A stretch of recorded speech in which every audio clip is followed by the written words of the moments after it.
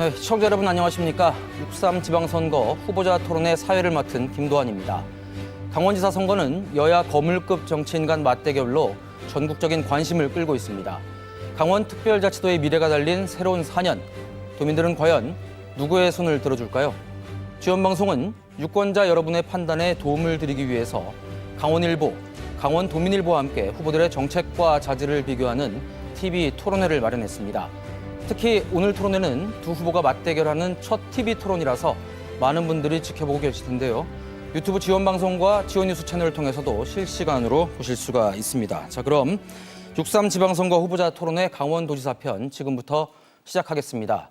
먼저 후보들을 한 분씩 소개해드리겠습니다. 자리 배치와 발언 순서는 사전 추첨을 통해서 결정했습니다. 먼저 국민의힘 김진태 후보입니다. 네, 안녕하십니까. 네, 더불어민주당 우상호 후보입니다. 안녕하세요. 네, 먼저 오늘 토론 방식 간단하게 설명드리겠습니다. 시작 발언과 주도권 토론, 그리고 맞수 정책 토론 등이 준비되어 있는데요. 공정한 진행을 위해서 발언 시간이 초과되면 별도의 안내 말씀 없이 마이크가 꺼집니다. 이 점 좀 감안해 주시고요. 그럼 처음으로 후보자들의 출마 이유와 각오가 담긴 시작 발언부터 들어보겠습니다. 후보당 발언 시간은 1분 30초 드립니다. 먼저 우상호 후보의 시작 발언부터 시작하겠습니다. 네, 존경하는 강원도민 여러분. 더불어민주당 강원특별자치도 도지사 후보 기호 1번 우상호입니다. 제가 영월의 어느 시장에 갔을 때 그 시장 상인이신 어느 아주머니께서 저에게 이렇게 말씀하셨습니다. 강원도를 제발 좀 살려주세요. 저는 깜짝 놀랐습니다. 그리고 뭉클했습니다. 얼마나 절박하길래 강원도를 살려달라고 말씀하시나. 그렇습니다. 지금 강원도 경제는 위기입니다. 지난 2년 연속 강원도는 마이너스 성장을 했습니다. 다른 시도는 다 플러스 성장을 했습니다. 이건 정말 문제 있는 거 아니겠습니까? 도지사가 책임져야 될 일 아닐까요? 인구 200만 시대를 만들겠다고 했는데 오히려 인구는 순유출이 늘어서 매년 4,000명 이상의 청년들이 우리 강원도를 떠나고 있습니다. 이제 바꿔야 할 때입니다. 이 위기를 극복하려면 리더십을 교체해야 한다고 생각합니다. 이재명 대통령 한 명 바뀌었을 뿐인데 대한민국이 참 많이 바뀌었다. 이런 말씀 많이들 하십니다. 그렇습니다. 이제 강원도지사 한 명 바꿔서 강원도가 놀랍게 바뀌는 모습을 보셔야 합니다. 저 우상호 준비되어 있습니다. 능력과 실력 다 갖추고 있습니다. 강원도를 바꿀 설계도도 다 준비되어 있습니다. 제가 강원도지사가 돼서 강원도를 획기적으로 바꾸어 놓겠습니다. 강원도가 특별해지는 순간 저 우상호가 해내겠습니다. 감사합니다. 자, 다음은 김진태 후보의 시작 발언입니다. 네. 준비된 서울시장 우상호가 서울의 위기를 극복하겠습니다. 서울시장 출마는 저의 마지막 정치적 도전입니다. 2020년 우상호 후보의 말입니다. 방금 한 우상호 후보의 이야기와는 다릅니다. 지금은 강원도지사로 준비가 돼 있다고 했는데 몇 년 전에는 서울시장 후보로서 준비가 돼 있다고 이야기를 했습니다. 그럼 과연 어떤 게 맞을까요? 서울시장 후보로서는 준비가 얼마나 됐었던지 모르겠지만 과연 강원도지사로도 준비가 됐을까요? 제가 이번에 강원도 구석구석을 이렇게 많이 다녀보니까 많은 시민들이 이렇게 얘기합니다. 그래, 우상호 후보의 공약은 뭔가요? 그분이 강원도를 많이 알까요? 이런 얘기들을 합니다. 이런 많은 도민 여러분들을 대신해서 제가 한번 물어보도록 그렇게 하겠습니다. 의리와 뚝심의 김진태. 저는 지난 4년 동안 강원도를 특별하게 만들기 위해서 온 몸을 던졌습니다. 삭발까지 했습니다. 이제는 여러분 한 분 한 분의 삶을 특별하게 만들기 위해서 제가 한번 뛰어보겠습니다. 진짜 강원도 사람 김진태 한번 선택해 주십시오. 고맙습니다. 자, 다음은 첫 번째 주도권 토론 시작하겠습니다. 순서가 된 후보께서 사회자가 됐다고 생각하시고 상대 후보에게 자유롭게 질문하고 답변 시간도 정할 수가 있는데요. 되도록이면 질문 시간 1분 넘지 않도록 좀 해주시고요. 답변 시간도 최소한 30초 정도를 보장해 주시면 고맙겠습니다. 자, 첫 번째 주도권 토론 각 후보께 드리는 시간은 7분인데요. 순서에 따라 김진태 후보부터 시작하겠습니다. 네, 우리 우 후보님, 그 동서 고속철 사업의 사업비의 그 분담 비율이 어떻게 되는지 혹시 아시나요? 강원도가 분담한 비율을 말씀하시는 건가요? 그 사업을 하는데 국비가 얼마 정도 들어가고 또 강원도에서 얼마 정도 들어가는지 혹시 아시나요? 예, 국비와 강원도비와 비율들은 대체적으로 일률적으로 6대4 정도, 때로는 7대3 정도 이렇게 비율을 반영하고 있습니다. 네, 아쉽지만 좀 틀렸습니다. 이렇게 중요한 사업에 대해서는 그래도 좀 기대를 했었는데 이거는 그냥 지나가는 문제였는데 여기서부터 틀리시면 곤란합니다. 이런 그 국책 사업, 중요한 사업들은 대부분 국비 100%로 진행이 됩니다. 그래서 이 동서 고속철도 지금 그렇게 하고 있는데요. 뭐 6대4 이러면 강원도 큰일 납니다. 이게 지금 3조짜리 사업이거든요. 그런데 문제는 이것을 지금 잘못 아는 데 있지가 않고요. 우리 우상호 후보께서 이 동서 고속철이 예비 타당성 조사를 통과했을 당시에 2016년 국회에서 우리 후보께서 이야기를 하셨는데요. 이거를 왜 국비로 하느냐, 민자 사업으로 하느냐, 해야 되지 않냐, 이렇게 주장을 하셨습니다. 그때 왜 그러셨나요? 그때 원내대표 시절에는 사실은 전체적인 예산은 예결위원장과 예결위 간사랑 같이 상의했었고요. 제가 구체적으로 강원도 예산 전체를 책임지고 있는 입장은 아니었습니다. 다만 강원도 지역 국회의원들이 왔을 때 강원도 예산을 전폭적으로 지원하겠다고 하는 약속은 했었습니다.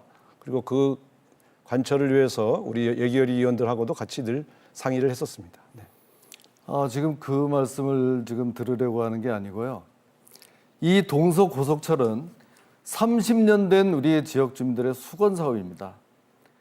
노태우 대통령 후보 때의 공약이 드디어 예비 타당성 조사를 통과해서 이제 막 사업이 확정되는 그 시점에서 국회에서 이거를 축하해 주셔도 정말 모자랄 판인데 이걸 왜 국비 사업으로 하냐. 민자 투자를 해서 민자 사업으로 해야 되지 않냐고 여러 차례에 걸쳐서 주장을 하셨는데 그때는 그게 왜 그러셨냐고요? 저는 솔직히 제가 그 당시에 그런 발언을 했다는 사실을 솔직히 기억은 못하고 있습니다만 만약 제가 그런 발언을 했다면 사과를 드리고요. 그러나 지금 입장에서 본다면 이미 예비 타당성 통과를 했고 또 국비를 확보해서 공사를 한참 하고 있기 때문에 그 문제에 대해서는 제가 더 마무리를 하기 위해서 최선을 다하겠다고 말씀드리겠습니다. 뭐 좀 쿨하게 사과를 해주시기는 했는데 이게 좀 간단한 사안이 아니네요. 정말 우리는 속이 탑니다. 이렇게 힘들게 거기서 이제 드디어 이 사업을 하나 따내서 이렇게 정말 축제 분위기여야 하는데 강원도 출신이라고 하는 의원께서 거기서 나와가지고 갑자기 민자로 해야 되는 것을 왜 국비로 했냐 그러면서 그때 당시 발언을 보니까 이런 국가의 선심성 공약을 이렇게 막 뚱땅뚱땅 처리하면 되겠냐. 그 지역 분들은 좋아하실지 모르지만 이래가지고 이 시스템이 망가지는 거 아니냐. 정말 이런 얘기까지 하셨어요. 지금은 생각이 그때하고 제가 달라지셨나요? 그렇게 말했을 리는 없는데요. 제가 볼 때는 국가의 큰 SOC 사업들이 국가의 재정과 지방 재정을 잘 건강성을 검토해서 잘 추진돼야 한다는 취지로 말씀했을 가능성은 있는데 강원도 사업을 딱 못 박아서 제가 반대했을 가능성은 없다고 봅니다. 네, 그러실 것 같아서 처음엔 또 사과를 하시더니 그냥 일관되게 하시지. 제가 이 속기록까지 뽑아와 봤습니다. 우상호 의원, 제가 한 가지 물어볼게요. 민자로 하기로 했던 고속철을 재정 투입하는 결정으로 그렇게 바꾸는 이유가 뭐예요? 대통령 그 수석 비서관에게. 그다음에 또 뒤에 가서는 수조 원 들어가는 사업을 이렇게 하루아침에 뚱땅뚱땅 발표하고 끝나면 그 지역 분들은 좋아하시겠지만 국가의 시스템이 어떻게 되겠습니까? 그 지역 분들은 좋아하겠지만 이 강원도 분들은 좋아하시겠지만 국가 시스템은 망가진다. 제가 이게 잘못됐으면 책임지겠습니다. 이 지금 의사로 속기록에 있는 걸 그대로 읽은 겁니다. 아무튼 그때는 뭐 왜 그랬는지 잘 모르겠지만 지금은 사과한다 이런 얘기신가요? 네, 그렇습니다. 지금은 더 강원도지사가 되면 각종 SOC 사업들이 차질 없이 진행될 수 있도록 최선을 다하겠다 이렇게 말씀드리겠습니다. 민자 사업으로 했을 때 이게 좀 힘든 거는 알고 계시죠? 국비로 했을 때와 달리. 뭐 국비로 했을 때보다는 민자로 했을 때 훨씬 더 여러 가지 고려해야 될 사항들이 많이 있는 건 사실입니다. 그런데 이거를 그렇게 힘든 것으로 해야 된다고 주장하는 것은 이거는 정말 남의 집 잔치상에 와서 고춧가루를 뿌리는 정도가 저는 된다고 보고요. 당시 이제 그 민주당 원내 대표셨는데 그때가 야당이란 말입니다. 2016년이니까 박근혜 정부 시절이니까 제가 보기에는 당시 야당의 원내대표로서 여당을 공격하기 위해서 강원도를 마치 팔아먹은 거다. 저는 정말 이렇게 생각할 수밖에 없습니다. 표현이 좀 과하십니다. 네. 아니 그렇게 힘들게 국비를 받았는데 그날 와가지고 국회에서 이 사람 저 사람 불러 세워가지고 이걸 왜 국비로 하느냐? 민자 투자를 받아서 해야지. 이렇게 얘기를 하시니까 그런 얘기를 하는 거 아닙니까? 네. 제가 도지사가 되면 각종 SOC 사업들 국비로 진행되고 있는 사업들 차질 없이 진행될 수 있도록 예산을 더 빨리 확보하고 또 더 많은 다른 사업들도 마무리하도록 노력하겠습니다. 당시에 제가 그런 발언을 했다면 다시 한번 사과드리겠습니다. 용문 홍천 철도 사업에도 관심이 많죠? 예? 네. 그 용문 홍천 사업의 또 재원은 어떻게 됩니까? 그 재원의 분담 비율은? 제가 정무수석으로 있을 때에 이 문제에 대해서 홍천 주민들이 찾아오셔서 서명부를 전달을 했을 때 제가 그것을 관철하기 위해서 대통령에게 직접 보고하고 그리고 그것을 대통령의 재가를 받아서 예타를 통과할 수 있도록 도와드렸다는 자, 사실을 제한된 시간 7분이 다 됐습니다. 네. 이거 타이머가 저희가 잠깐 뭐 문제가 있었던 것 같은데 후보님들 저희가 이제 위에서 세팅이 잘 된 것 같으니까 저희가 시간은 정확하게 7분을 쟀습니다. 자, 다음은 우상호 후보께서 주도권 토론해 주시겠습니다. 7분입니다. 네. 김진태 지사님은 4년 전 당선되시고 나서 당선되자마자 8개의 주요 공약을 폐기하셨습니다. 사실 도지사에 당선된 직후에 본인의 대표 공약을 파기하는 경우는 유례가 없는 일입니다. 건강 100세 바우처 지급, 이건 노인들을 위한 예산이죠. 예비 엄마 수당 지급, 또 결혼 축하금 100만 원 지원, 어빈 수당 지원 등 어떻게 보면 실현되었다면 굉장히 많은 분들이 도움이 되었을 그런 공약이고 아마 많은 분들이 이 공약을 보고 김진태 지사님을 선택하셨을 것이라고 저는 추측을 합니다. 그런데 어떻게 도지사에 당선되어서 인수위 시절에 취임 직전에 이 8개의 공약을 폐기한단 말입니까? 저는 이것은 참으로 있을 수 없는 일이라고 생각하고요. 공약을 파기하고 나서 도민들에게 약속을 지키지 못한 것에 대해서 사과하셨습니까? 네, 제가 답변을 드리겠습니다. 그때 그것을 폐기하지 않았다면 결국 지금까지도 지키기 어려웠을 겁니다. 제가 이제 도지사에 취임하고 그걸 이제 검토를 해보니까 여러 가지 문제로 이거는 정말 실현 가능성이 없겠다 이렇게 해서 제가 독단적으로만 한 것이 아니고 거기 있는 인수위원들과 다 같이 상의를 해서 그렇게 한 것이고요. 이것은 그렇게 하나씩 다 해나가는 과정입니다. 만약에 그걸 폐기했다고 뭐 사과를 하고 뭐 속고 대죄를 하라고 그러면 지키지도 못할 것을 계속 끌고 가는 또 다른 폐단이 생길 수 있다는 것을 제가 말씀을 드립니다. 제가 지적하는 것은요.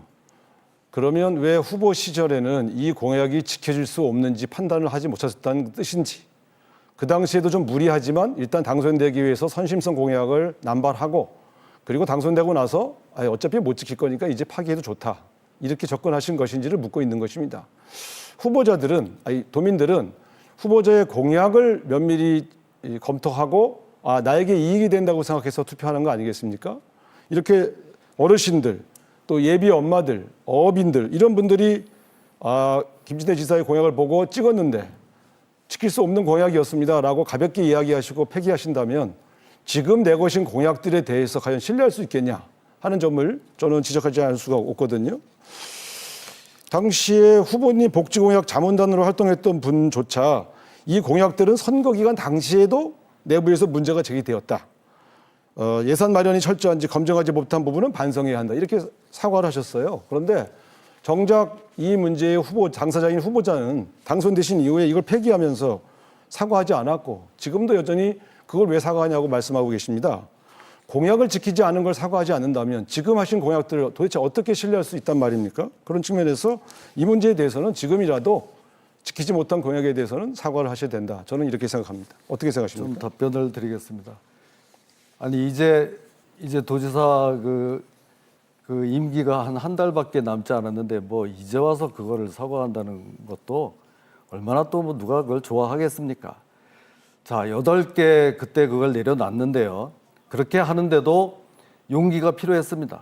제 평소 성격대로 야, 이거 보니까 도저히 어려운 거는 딱 내려놓고 가자 해서 이렇게 된 거고요. 당시 제 공약이 한 200개 정도 됩니다.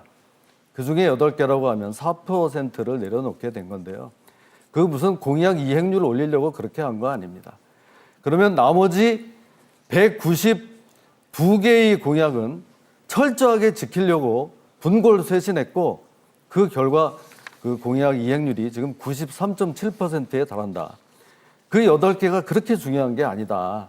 그 수치만 놓고 본다면 그런 말씀을 드리고 싶습니다. 근데 그렇게 말씀하시면 저는 곤란하다고 생각합니다. 왜냐하면 이번에 내신 공약에도 노인을 위한 공약, 예비 엄마 수당의 반값 출산 지원금에 관한 공약 등 사실은 또 어업인들에 대한 지원 대책 등 다양한 지원 대책들이 또 마련되어 있습니다. 그런 측면에서 본다면 그때도 안 지켰으면 이번에도 안 지킬 수 있다. 이렇게 봐야 되는 거 아니겠습니까? 그런 측면에서 사과하고 넘어가시지 왜 사과를 안 하세요?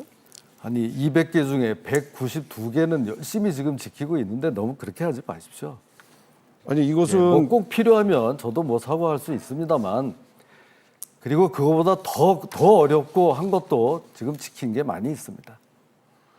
아니 물론 뭐 모든 공약을 다 지키기 어렵겠지만 스스로 폐기했다는 것에 문제를 제기하는 겁니다. 열심히 하다가 안 지킨 것은 그럴 수 있죠. 그런데 시작부터 안 하겠다고 발표한 것은 이것은 기본적으로 도민을 기만한 거죠. 왜냐하면 후보 시절에 이것이 실현 가능한지 아닌지를 꼼꼼히 따져보고 하는 것이 공약 아니겠습니까? 실현 불가능한 것을 모르고 했다면 이것은 무능한 것이고요.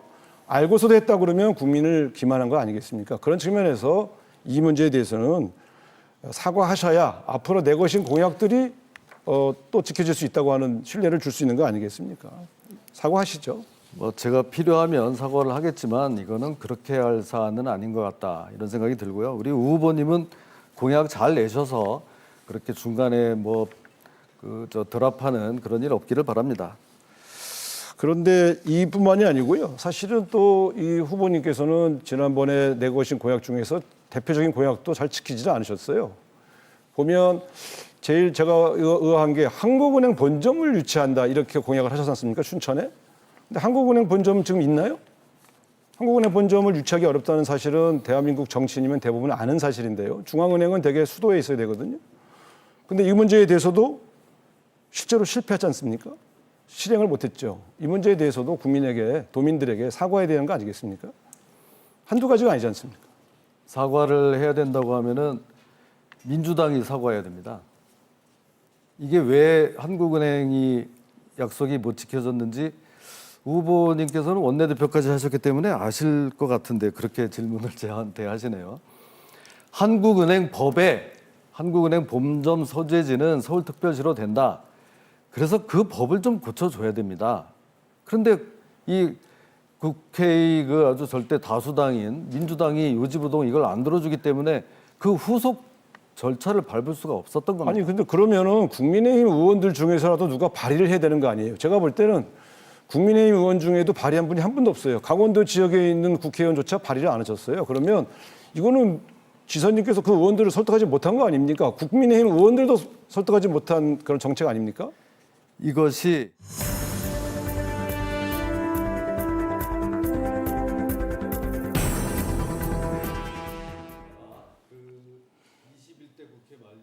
네, 김 의원님. 자, 지금 여러분께서는 지원방송이 주관하는 6.3 지방선거 후보자 토론회 강원도지사 편 함께 하고 계십니다. 첫 번째 주도권 토론 들어봤고요. 이번에는 정책 토론, 맞수 정책 토론입니다. 순서가 된 후보께서 자신의 정책을 3분 동안 발표해 주시면 상대 후보께서 7분 동안 발표하신 정책에 대해서만 질의응답을 주도해 주시면 되겠습니다. 먼저 우상 후보께서 3분간 대표 정책을 전달해 주시겠습니다. 네, 강원도의 경제 위기를 돌파하려면 핵심은 산업과 일자리입니다. 산업을 유치해야 됩니다. 저는 대한민국의 대기업의 첨단 분야의 산업들을 유치하겠습니다. 지금 이야기가 많이 진행된 기업도 있습니다. 또 해외 유수 기업들을 유치해서 좋은 일자리를 만들어내는 일들을 해내겠습니다.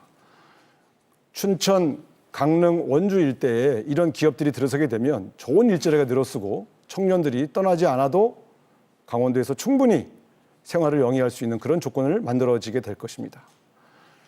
두 번째는 강원도의 관광산업. 강원도는 굉장히 많은 사람들이 찾아오는 곳인데요. 실제로 강원도에 와서 지출하는 돈이 매우 적습니다. 제주도에서 쓰는 돈이 한 1인당 120만 원 된다고 그러면 강원도에 와서 쓰시는 분들이 대개 30만 원에서 35만 원 정도를 소비한다고 합니다. 강원도에 와서 소비를 많이 할 수 있는 관광 인프라를 획기적으로 개선해서 우리 고성, 속초, 양양, 강릉, 동해, 삼척 일대가 세계적인 관광 명소가 되도록 만들겠습니다. 이 일을 통해서 또한 새로운 관광 산업도 일으키겠습니다. 이러한 새로운 산업과 새로운 관광 명소의 구축을 통해서 강원도에는 또 다른 발전의 계기가 만들어질 것입니다. 철원, 화천, 양구, 인제, 고성 같은 이러한 접경 지역, 또 속초를 포함해서요. 이런 지역에서는 현재 있는 군사 규제를 대폭 완화시키고 민통선을 대폭 상향시키겠습니다. 그 지역에 새로운 산업들이 들어올 수 있는 기본 인프라들을 만들어내겠습니다. 청정 에너지가 넘치는 강원도를 만들겠습니다.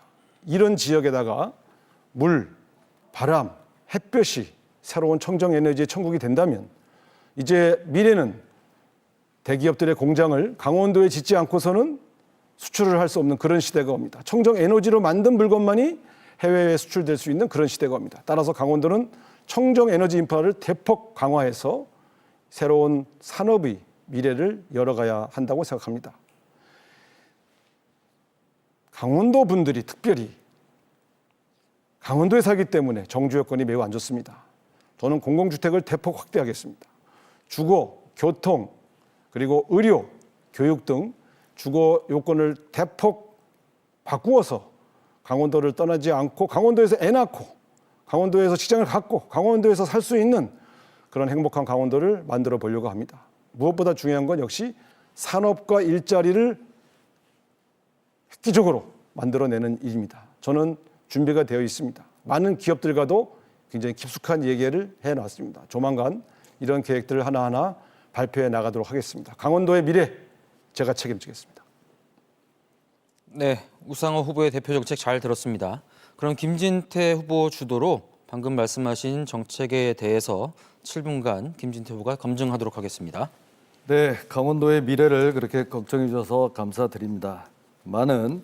저는 아까 물었던 용문홍천 철도가 더 급합니다. 그 사업비 과연 분담 비율이 얼마가 되느냐 제가 물어봤는데요. 잘 협조해서 하겠다고만 답변을 하셨습니다. 다시 한번 묻겠습니다. 용문홍천 철도 사업비 분담 비율은 도대체 어떻게 되는 걸까요? 자, 이게 이런 겁니다. SOC를 건설하는 데 있어서 수없이 많은 노선들이 있습니다. 이게 국비가 총 사업비가 1조 3천억 이렇게 들어가는 사업들이 여러 가지 있습니다. 이런 사업들을 관찰하기 위해서는 예비 타당성을 통과한 것도 중요하지만 이 국비가 조속히 지출되어서 배치되어서 배정되어서 사업이 조기에 착공되고 반출되는 것이 제일 중요합니다. 알겠습니다. 1조 3천억 정도에 해당하는 홍천 용문 철도 예산을 제가 반드시 더 조기에 착공할 수 있도록 열심히 노력하겠습니다. 네. 그런데 잘 들었는데요. 1조 3천억이 다 국비로 들어오는 게 아니고요. 그중에 30%는 우리 지방비로 해야 된다는 것을 제가 말씀드립니다. 그냥 좀 이렇게 딱 집어서 말씀을 해주셨으면 좋았을 텐데요. 그럼 우리 후보님은 이 용문홍천 철도가 단선인지 복선인지 정도는 아시죠? 네. 뭡니까? 단선입니다. 그거는 그래도 아시네요. 그런데 그 사업비 근데 재원 같은 근데 것은요. 그렇게 저기 초등학생 뭐 질문하시 그렇게 말씀하시는 건 좀 그렇지 않습니까? 네. 그게요. 네. 초등학생 뭐 그렇게 말씀하실 게 아니고요. 아니, 뭘 물어보고 맞았네 안 맞았네 하는 방식으로 하는 게 토론은 아니지 않습니까? 네.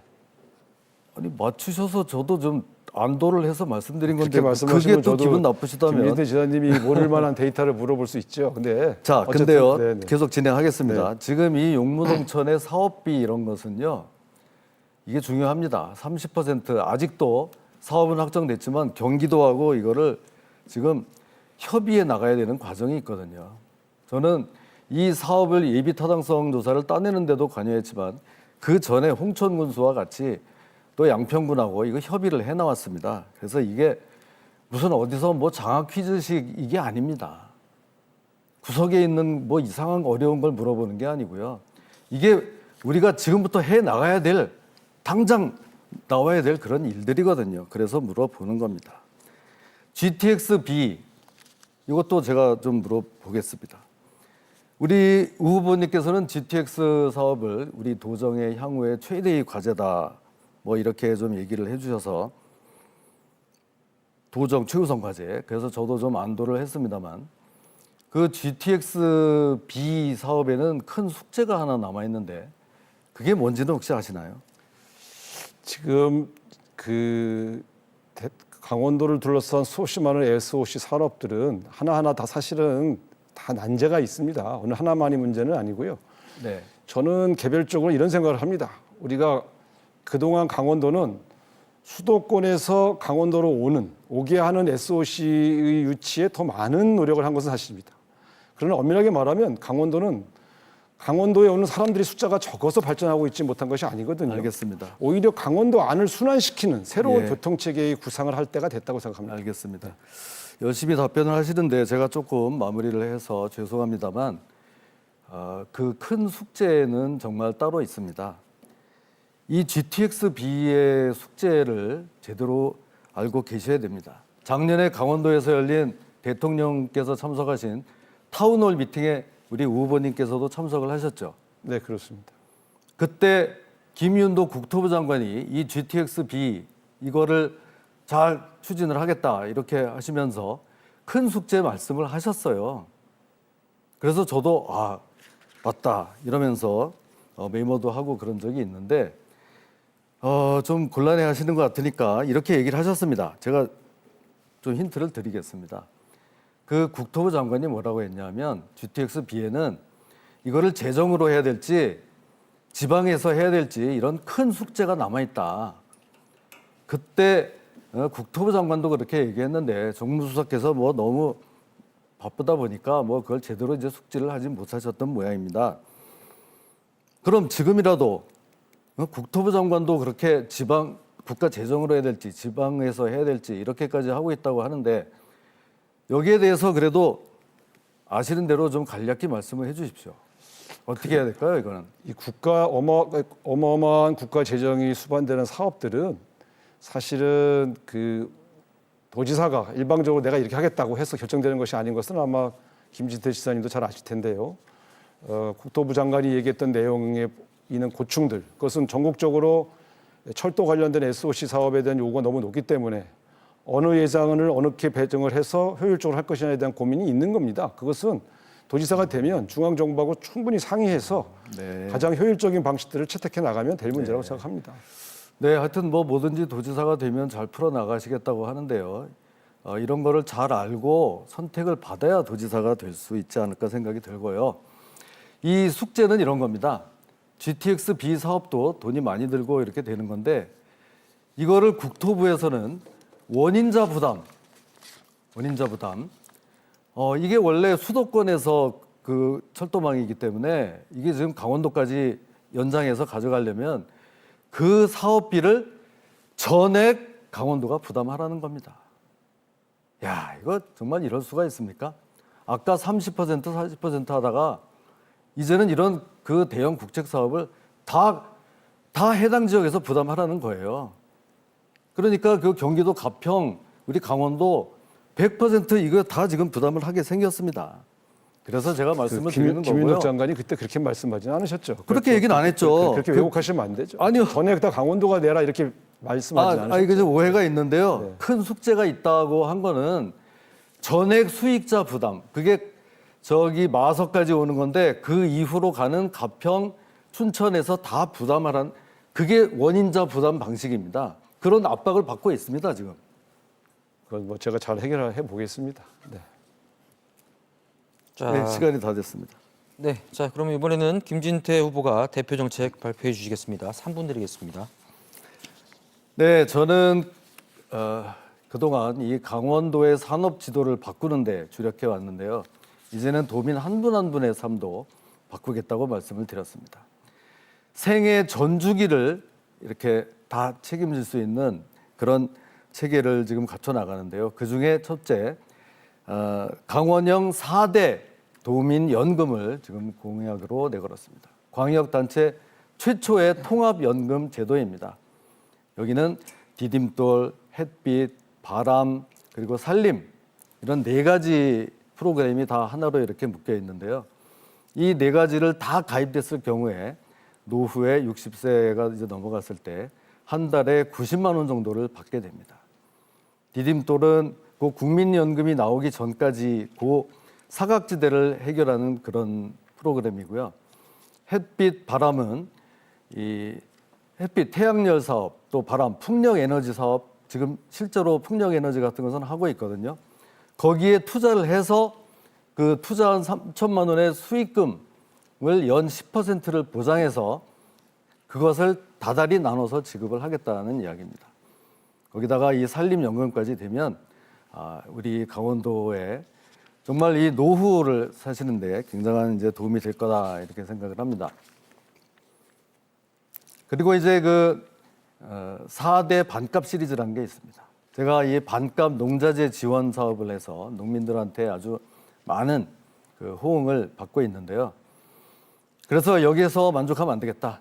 이거를 2배 정도로 대폭 지원금을 확대하겠다 해서 반값 농자재 사업을 대폭 더 지원을 확대하고요. 그러면 이거를 왜 농업에만 하냐? 우리 어업도 좀 지원을 해달라 하는 어민들의 목소리를 많이 들었습니다. 그래서 반값 어자재, 어업자재도 지원을 하도록 하겠습니다. 여기는 뭐 이런 어구 부자재, 어선의 기관 소모품 이런 것들을 지원하는데 아무래도 농민들에게 지원해 드리는 것에 비해서는 훨씬 재정적 부담이 적습니다. 반값 임업자재도 있습니다. 임업인들도 어렵기는 마찬가지입니다. 이분들에게도 반값 농자재와 그 유사한 설계를 해서 같이 지원을 해드리도록 하겠습니다.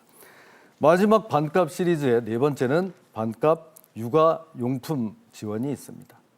아이들을 키울 때 여러 가지 뭐 우리가 지원을 해드리지만 뭐 기저귀, 분유 이런 것들 살 때도 이 엄마들의 부담이 많습니다.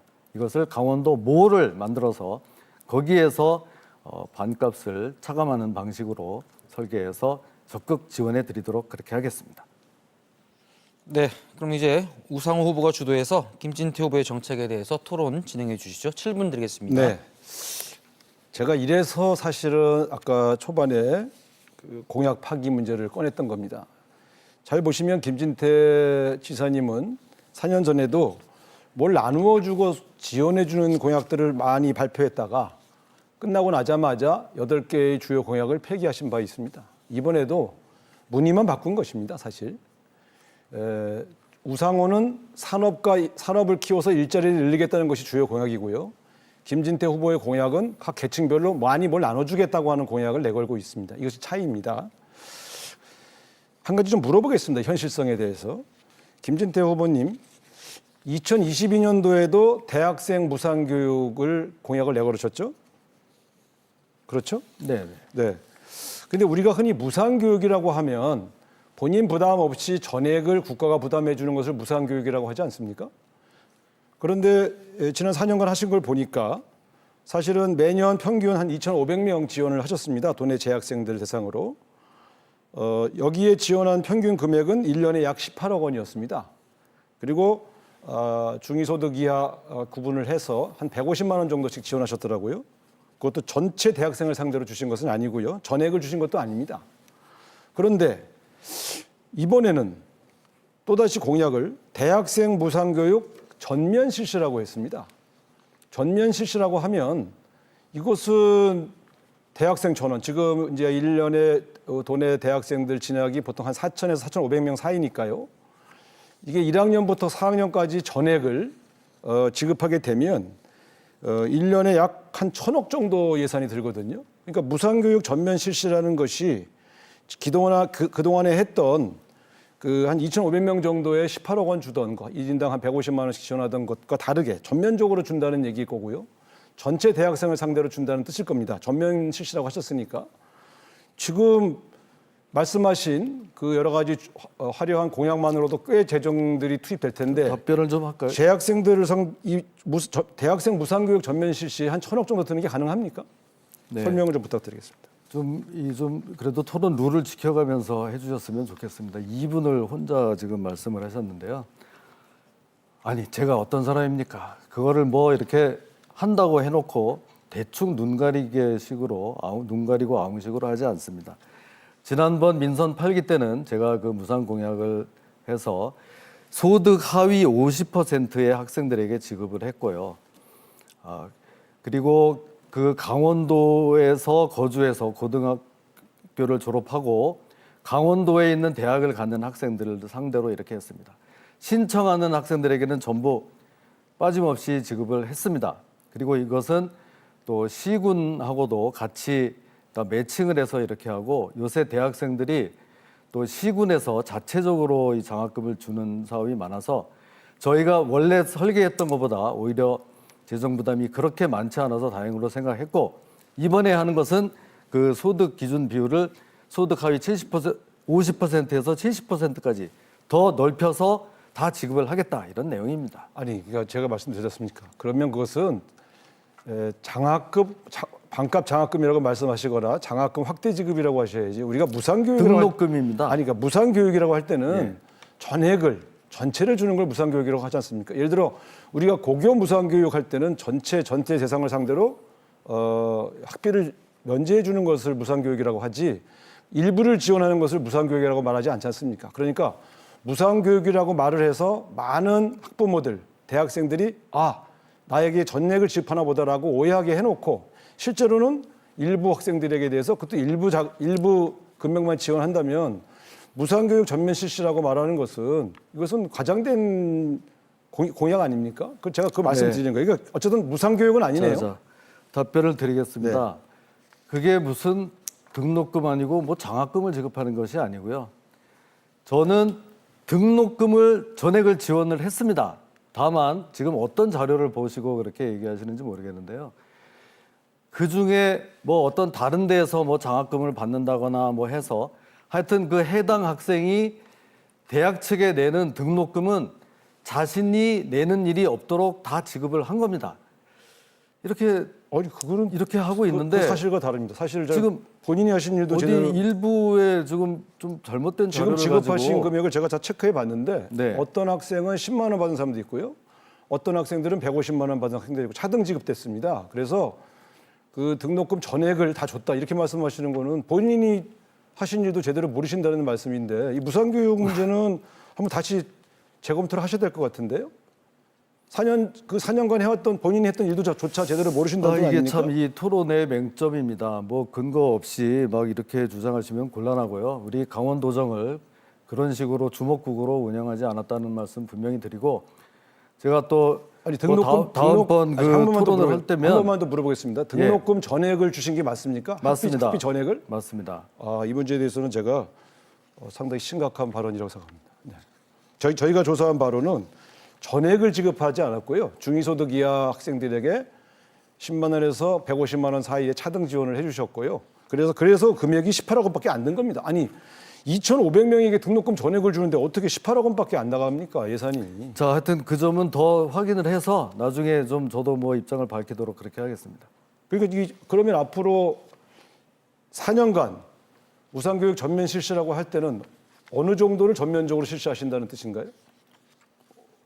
아까 말씀드렸듯이 전체 대학생을 상대로 하는 건 아니고 아니고 소득 하위 70%까지 7분위까지 이렇게 해서 액수는요? 1인당 얼마씩 전액을 주시는 거예요? 액수는 등록금 전액으로 지금 설계를 하고 있습니다. 그러면 그게 재정이 어느 정도 듭니까? 거기 얼마 정도 재정이 들어갑니까? 그 학생들? 지금은 그것은 지금 설계를 하는 과정이고요. 아니 대학생 연간 평균은 4,000명, 4,500명이거든요. 그러니까 신입생이 4년으로 따지면 네, 이게 제가 하여튼 지난번에 네? 했던 것보다는 그것에 비례해서 상당히 더 많이 재정이 들어가는 것까지는 제가 알고 있습니다. 아니 이거 구체적인 재정 추계 없이 그냥 더 주겠다. 아니 전면 재정 실시한다. 추계가 없는 게 아니고 지금 우리 우 후보는 지금 다 정확한 추계가 있습니까? 아니 정확하지는 않아도 대략은 아셔야죠. 대략. 대략 말씀드렸지 않습니까? 자, 시간이 네. 네. 주도권 토론도 있으니까 못 하신 말씀은 그때 하시면 되겠습니다. 지금 순서가 이제 주도권 토론인데 저희가 이제 후보님들 말씀 최대한 듣기 위해서 주도권을 계속 드리면서 번갈아 가면서 토론을 하고 있는데요. 조금 전은 정책 주도권 토론이었고 이번에는 자유 주제로 토론 진행하시면 되겠고요. 앞서 첫 번째 했던 주도권 토론과 방식 똑같습니다. 각 후보께 7분씩 드릴 거고요. 주도권을 갖고 계시지만 그래도 질문 시간, 답변 시간을 적절히 안배해서 하도록 하면 좋겠습니다. 이번 주도권 토론은 김진태 후보부터 시작하겠습니다. 7분입니다. 네, 요새 그 농지에 대해서 전수조사까지 한다고 막 이렇게 하는데요. 우리 후보는 농업진흥 지역을 어떻게 해야 할까요? 지금 대통령께서는 농사를 짓는 사람이 땅을 갖고 소유할 수 있도록 하자는 그러한 이야기를 하고 계십니다. 그것은 뭐냐면 농사를 짓지 않는 사람들이 농지를 소유함으로써 오히려 농민들이 더 가난해지고 제대로 된 지원을 받지 못하고 있는 측면들, 그리고 농지가 제대로 효율적으로 활용되지 못함으로써 갖고 있는 어려움들, 이런 것들을 얘기하고 있습니다. 농지에는 여러 가지 용도들이 있습니다만 제가 볼 때는 일단 농업에 종사하는 분들이 그 농지에서 효율적으로 자기 농사를 지을 수 있도록 도와주는 것이 저는 가장 바람직한 농업진흥책이라고 생각을 합니다. 네, 뭐 말씀은 좋은데요. 그거는 이제 농지 전체에 대한 얘기를 하셨고 농업진흥지역을 어떻게 하느냐 제가 이렇게 물었거든요. 지금 이 농업진흥지역 문제가 우리 도정에서 굉장히 중요하기 때문에 물어본다는 걸 미리 말씀드립니다. 그거에 대한 보관은 따로 없으신 거죠? 저는 그 개별적인 농업진흥지역 문제보다도 더 큰 것은 우리나라 강원도가 농업이 활성화되지 못한 네. 이유는 이 농산물의 알겠습니다. 아니 제가 드린 말씀. 아니 그거는 이제 네, 알겠습니다. 그렇게 하고 말씀하십시오. 네. 저는 농업진흥지역을 주도권을 가지고 좀 물어보고 싶어서 그렇습니다. 이 농업진흥지역이 뭔가는 알고 계시죠? 네, 말씀하시죠. 계속 뭐 이렇게 네. 검사가 신문하듯이 얘기하십니다. 아이, 그렇게 말씀하지 마시고요. 지금 제가 농업진흥지역을 물어봤더니 본인의 정책을 얘기하세요. 농지 전체에 대해서만 이야기를 하시니까 이게 참 난감합니다. 농업진흥지역을 우리 강원도에서 해제하는 권한을 가져와서 지금 이렇게 하고 있는데요. 그걸 농지를 많이 보존해야 된다. 말 뜻 그대로 농업을 진흥해야 된다. 이렇게만 얘기를 하시는데 이 지금 철원 같은 경우 우리 우 후보님의 고향인 철원 같은 경우에는 농지에 비해서 농업진흥지역이 굉장히 많습니다. 그래서 이거를 좀 규제를 풀어야 될 지금 필요성이 굉장히 많은데 거기에는 좀 동의하시나요? 저는 이 문제는 조금 예민한 문제라고 생각하고요. 이것을 요구하는 농민들이 꽤 있는 것은 저도 직접 가서 얘기를 들었습니다만 제대로 된 실태 조사를 통해서 적절한 정책들은 강구해야 된다고 생각합니다. 이것을 그냥 다 무조건 풀어주겠다 이렇게 말씀하시는 것은 좀 위험하다고 생각합니다. 그거를 푸는 권한을 강원도에서 이미 가지고 온 거는 아시죠? 아니 그렇죠. 그렇지만 그것을 요구한다고 다 풀어줄 수는 없는 거 아니겠습니까? 지사님은 그걸 요구한 대로 다 풀어주시겠다는 뜻인가요? 그거는 물론 아닙니다만 필요성을 심사해서 농촌활력 촉진지구라고 해서 이거를 우리가 이렇게 풀어나가고 있는데요. 그러니까 그 중에 결국 첫 번째로 뭐 어떤 이런 좀 습지 같은 데 있는 것을 그 좀 풀어가지고 파크 골프장을 만들고 이렇게도 지금 우리가 하고 있는데 그거에 대해서도 좀 신중한 입장이신가요? 우리? 아니 그렇지 않습니다. 결국 이것은 그 각 지역마다 시군별로 농지에 가보면 이게 상황들이 다 다르거든요. 네. 같은 뭐 농업진흥지역이라고 하더라도 여기가 왜 농업진흥지역이라고 느낄 수 있는 지역도 있고요.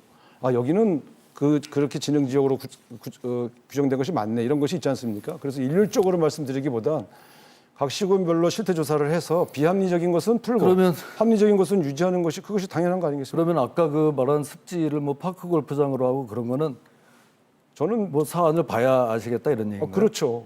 이게 습지라는 것도 어디 습지인지를 그게 봐야지. 첫 번째, 1호. 습지에다가 파크골프장을 만든다 이렇게 우리 얘기하시면 강원도에서 첫 번째로 한 거라서 그거는 농촌활력 1호 지구거든요. 그런 건 좀 의미가 있지 않을까요? 아니 그러니까 뭐 김진대 지사님께서 나름대로 잘 판단하셔서 사업을 진행하셨겠지만 저한테 앞으로 어떻게 할 거냐고 물어보시면 이거는 좀 정확하게 실태 조사를 해서 네. 진행할 일이지 요청하신다고 해서 다 해드릴 수는 없고 그러나 알겠습니다. 분명히 불합리한 것들은 알겠습니다. 확실하게 해결해드리도록 하겠습니다. 네. 그 농촌활력 촉진지구로 농업진흥지역을 첫 번째로 푼 그곳이 바로 철원군 동성읍 오덕리 많이 들어본 데죠? 우리 우 후보님의 고향이라고 하는 데입니다. 거기를 또 마침 그렇게 풀어서 지금 잘 쓰고 있는데 그런 거는 그때그때 다 사안에 따라서 결정해야 된다 이렇게 얘기를 하셨습니다. 자, 그 다음에 우리 우 후보님 홍제동 잘 아시죠? 홍제동. 네. 홍제동에 사셨나요? 서울 홍제동 말씀하시는 건가요? 하여튼 아니면 원주 홍제동을 말씀하시는 건가요? 서울시 홍제동에는 거주했습니다. 전세로. 그러면 원주 홍제동은요? 원주 홍제동은 거주한 바 없습니다. 원주에는 홍제동이 없으니까 거주할 수가 없죠. 홍제동이 서울 말고 다른 데 있기는 있나요? 원주시에 홍제동이 있습니다. 원주시에 홍제동이 있는 걸 모르시나요? 없습니다. 원주시 홍제동이 없다고요? 네. 어디 있기는 또 있는 것 같은데 어딜까요? 제가 그냥 말씀드릴게요. 강릉에 홍제동이 있죠. 아 강릉. 예. 네, 예, 강릉이 강릉. 제가 강릉이라고 말한다 그러고 깜빡했어요. 죄송합니다.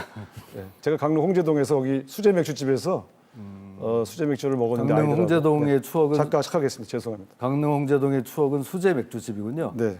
뭐 다른 거는 좀 지난번에 가서 홍제동에 가서 수제 맥주를 우리 아이들하고 같이 먹은 적이 있습니다. 다른 거는 강릉 홍제동에 다른 거는 좀 기억나시는 거 없나요? 아니 이게 자꾸 이렇게 검사가 추리하듯이 마시고. 아유, 검사 얘기 그만하십시오. 아니, 왜 검사했다는 그렇게 거 다 잊어버리고 있고요. 자, 뭐 잊어버리세요. 근데 자, 뭐 홍제동 하면 취조하듯이 말씀을. 홍제동 하면 우리는 잊을 수가 없고 헷갈릴 수가 없습니다. 홍제 정수장이 있는 곳이거든요. 그래서 지난 작년에 그 가뭄 때 그 많은 사람들이 고생을 하고 이렇게 했는데 거기에 그 물차로 물을 갖다가 붓기 위해서 우리가 정말 고생 많이 했습니다. 강릉 시민들의 그 피땀, 강원도민들의 피땀이 서린 그런 곳입니다. 그런데 하여튼 수제 맥주집도 좋죠. 자영업자분들도 살려야 되니까.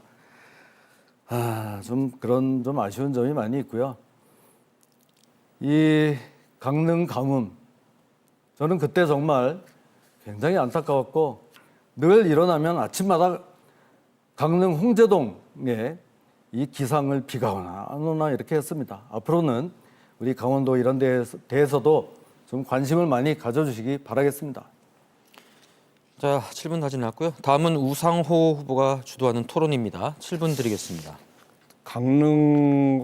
강릉의 물 가뭄 사태 얘기는 사실 지사님이 그렇게 말씀하시면 안 된다고 생각해요. 왜냐하면 사실 그때 이 도지사로서 그 문제를 해결을 해내는데 크게 기여하신 바가 별로 없지 않습니까? 사실 어떻게 보면 강릉시장한테 거의 떠맡기였다 이렇게 저희는 평가를 하고 있거든요.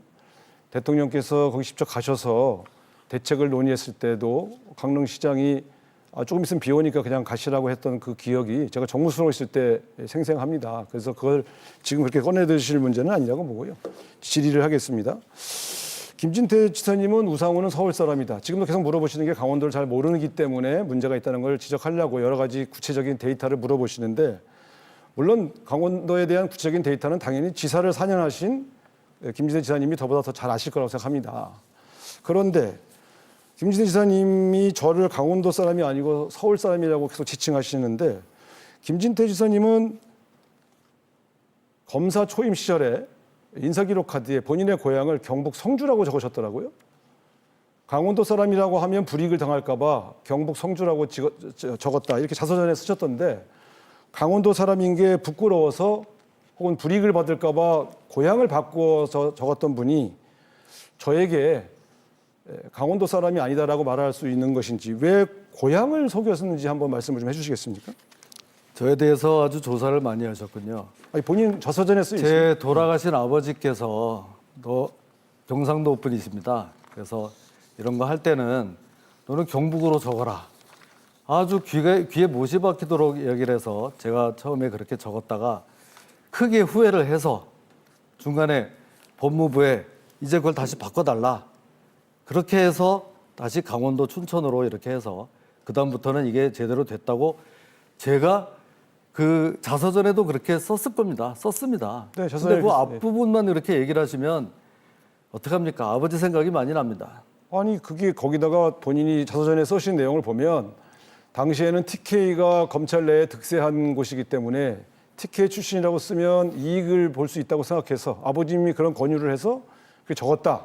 그렇게 되어 있는데 아무리 출세하기 위해서라고 해도 인사의 이익을 받기 위해서라고 하더라도 고향을 바꾸어 적는 경우는 거의 없지 않습니까? 그것은 우리 강원도 도민들의 자존심을 해치는 일 아니겠습니까? 네, 그것도 사실 사과를 하셔야 되는 거 아닙니까? 답변하겠습니다. 지금 이야기한 그대로고요. 아버지의 말에 따라서 했다가 나중에 안 되겠다 해서 그걸 다시 바꿨다고 말씀드렸고요.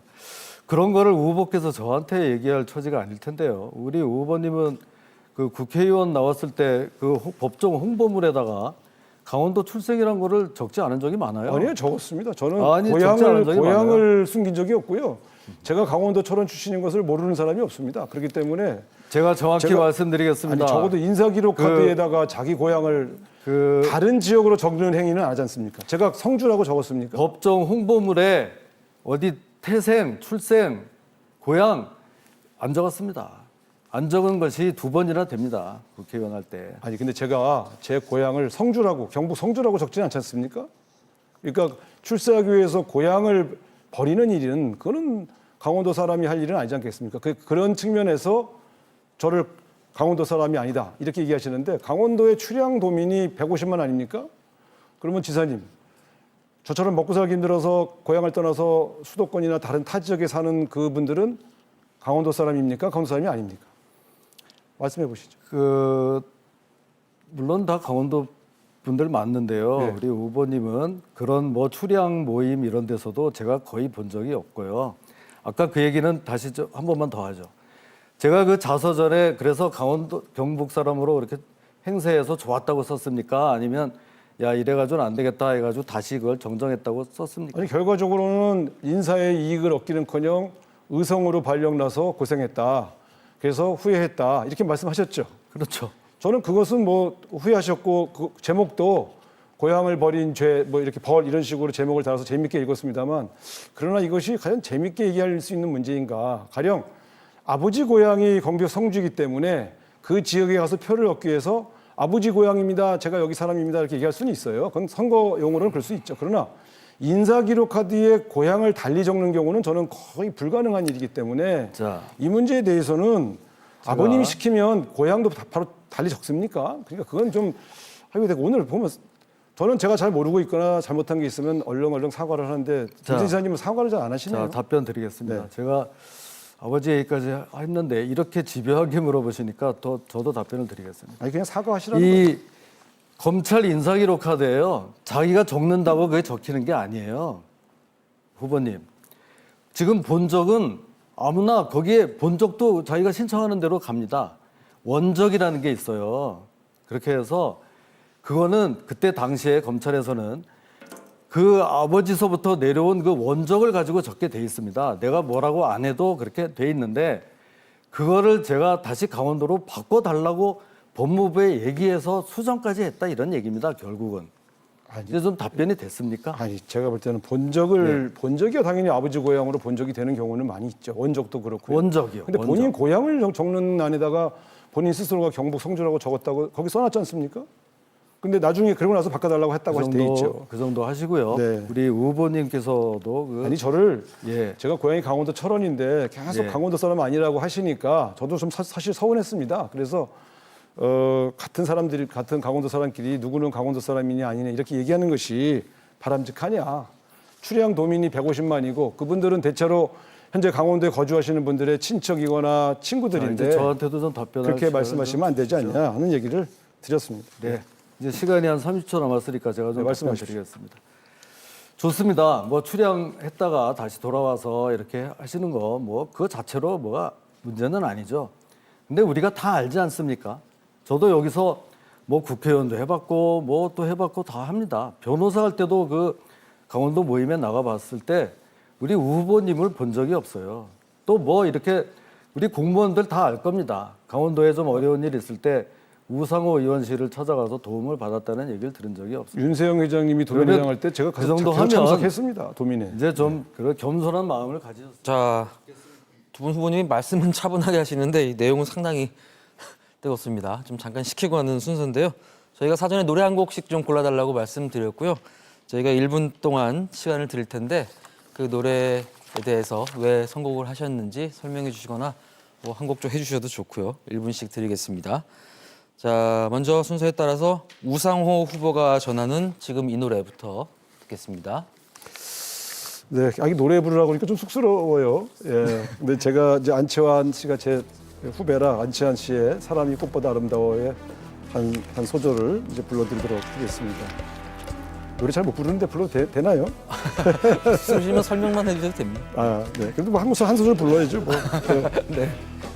누가 뭐래도 사람이 꽃보다 아름다워 그 모든 어려움 이겨낸 바로 강원도 누가 뭐래도 저는 강원도가 좀 많은 어려움을 겪고 있지만 어마어마한 가능성이 있다고 생각하고요. 우리 강원도민 여러분이 힘내시고 꽃보다 아름다운 강원도민을 위해서 정말 열심히 일하겠습니다.